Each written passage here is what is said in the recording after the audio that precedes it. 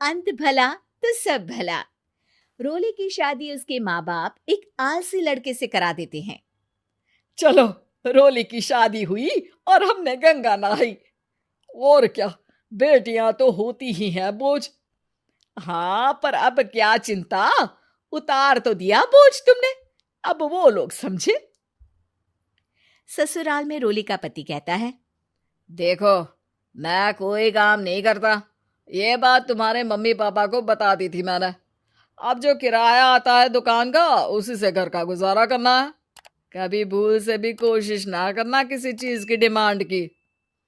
क्या mummy papa को पता था कि आप कोई काम नहीं करते?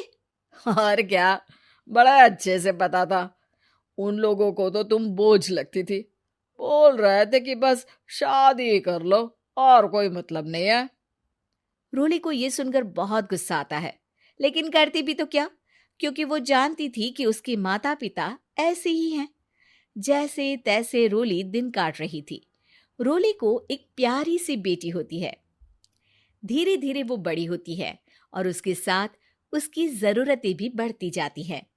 सुनिए जी, अब तो सिमी बड़ी हो रही है, उसका स्कूल में दाखिला कराना है। मैंने अब तक तो जैसे तैसे समय काट लिया, लेकिन मैं बच्ची की परवरिश में कोई कमी नहीं रखूंगी। अरे क्या है यार, अब तो लगता है कोई ना कोई काम ढूंढना ही पड़ेगा। अब पति रोज काम की तलाश में जाता और बिना किसी काम के वापस आ जाता। रोली समझ जाती है कि पति के अंदर अब काम करने की क्षमता नहीं है। वो बेटी को उच्च शिक्षा देने के लिए कुछ करना चाहती थी, लेकिन करती तो क्या करती। एक दिन रोली की सहेली कहती है, रोली, मेरी कोई औलाद नहीं है। अगर तू मेरी औलाद को जन्म दे तो मैं तुझे तेरे मुंह मांगे पैसे दूंगी। अरे, तेरी औलाद को मैं कैसे जन्म दे सकती हूँ? सरोगेसी से। बच्चा मेरा और वैभव का ही होगा, लेकिन कोख तेरी होगी। ये संभव है रोली।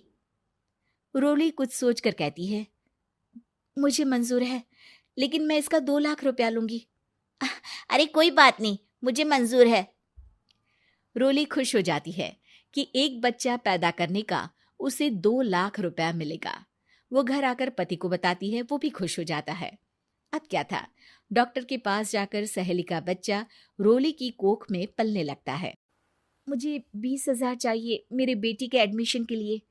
हाँ हाँ ठीक है, मैं उसके एडमिशन से लेकर सारे खर्चे उसके अकाउंट में डाल रही हूँ। रोली की बेटी का एडमिशन हो जाता है। रोली को लगता है कि वो अब सब कुछ ठीक कर देगी।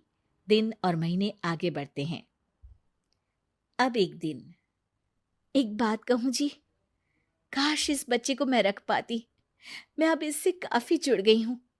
अरे यार, पता नहीं किसका बच्चा है, अपने पास है ना अपनी मुन्नी। हाँ, लेकिन अब मैं भी इस बच्चे से जुड़ाव फील करने लगी हूँ। लेकिन मैं ये जानती हूँ कि ये मेरा बच्चा नहीं है। दोनों की जिंदगी ठीक चल रही थी, लेकिन कहते ना कि सुख का पल ज्यादा लंबा नहीं होता। एक दिन रोली की सहेली का फोन आता है। रोली, मुझे अब ये बच्चा नहीं चाहिए, मैं अपने पति को छोड़ रही हूँ। अरे लेकिन मुझे पैसों की जरूरत है, बच्चा तुम्हारा है, मैं क्या करूंगी? सहेली बिना कुछ बोले फोन काट देती है, फोन स्विच ऑफ कर देती है। लेकिन रोली के जीवन का तूफान यहीं नहीं रुकता। रोली, मैं इतना भार नहीं उठा सकता। आज पढ़ाई का पैसा मांग रही हो, कल को शादी, कॉलेज और पता नहीं क्या क्या। मैं तुम्हें छोड़ रहा हूँ, अपनी बच्ची उठाओ और निकलो इस घर से। अरे पर मैं कर तो रही हूं ना बच्चे के लिए काम, आप आराम से रहिए ना। क्या काम कर रही हो, देख रहा हूं मैं। ये छोटा शहर है, यहाँ लोगों को बात बनाते वक्त नहीं लगता। तो मैं क्या करूं? ज्यादा पढ़ी लिखी नहीं हूं, कैसे घर के खर्चे चलाऊं? और आप तो काम करना ही नहीं चाहते। हाँ, ना चाहता हूं और ना ही करूंगा। रोली को पति की बात पर काफी गुस्सा आ जाता है। ठीक है, अगर मेरे जीवन में संघर्ष ही लिखा है तो वही सही। इस वक्त पति होने के नाते आपको मेरा साथ देना चाहिए था, लेकिन नहीं, आपने तो इस हाल में मुझे घर से बाहर निकालने की बात कह डाली। देखो, ये सारी फालतू की बातों के लिए वक्त नहीं है मेरे पास। रोली, जिसकी कोख में किसी और का बच्चा था और साथ छोटी सी बेटी, पति का घर छोड़कर रास्ते पर आ जाती है। रोली के पास मायके के सिवा दूसरा कोई रास्ता नहीं होता। अरे रोली कैसी है? कितने दिनों के लिए आई है? हमेशा के लिए माँ। वो माँ को सारी बात बता देती है। ओए लड़की, इतनी हिम्मत का काम कर लिया। अरे ना ना, यहाँ कोई जगह नहीं है। तुम तो अपना बोरिया बिस्तर उठाओ और निकलो यहाँ से। रोली के पास अब मायके का रास्ता भी नहीं बचता। वो चुपचाप बच्ची को लेकर जा रही थी कि उसे दर्द होता है और वो डॉक्टर के पास चली जाती है और फिर वहां वो एक प्यारे से बेटे को जन्म देती है। कितना प्यारा है, कितने अभागे हैं इसके माँ बाप जो इसके पैदा होने पर भी नहीं है। तभी वहां डॉक्टर आ जाती है। रोली, बच्चे के पिता तुमसे मिलना चाहते हैं। आपका बहुत बहुत शुक्रिया।